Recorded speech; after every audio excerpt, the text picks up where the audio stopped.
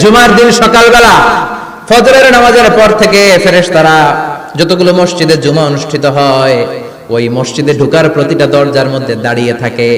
কারা কারা আগে আগে জুমার নামাজ পড়ার জন্য মসজিদে যায়, প্রত্যেকের নামগুলো একটা জান্নাতের রেজিস্ট্রি খাতার মধ্যে তুলে নেয়।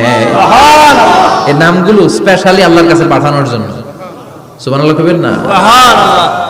ডানে বায়ে সামনে পেছনে যতগুলো দরজা, প্রতিটা দরজায় ফেরেশতারা বসে থাকে।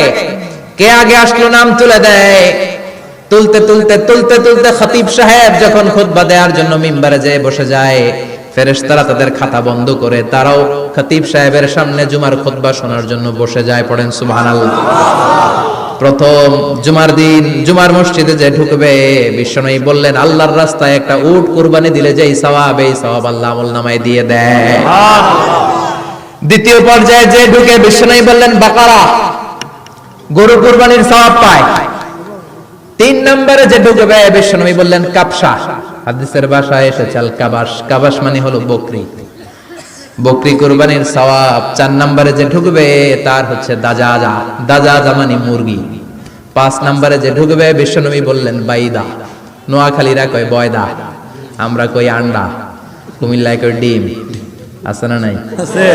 এক দেশের কত ভাষা, এক দেশের গালি আর এক দেশের বুলি। আমরা বলি ছেলে, কুষ্টিয়ায় বলে পুত্র, আরেক জায়গায় গেলে বলে হুত, আরেক জায়গায় গেলে বলে ফোয়া।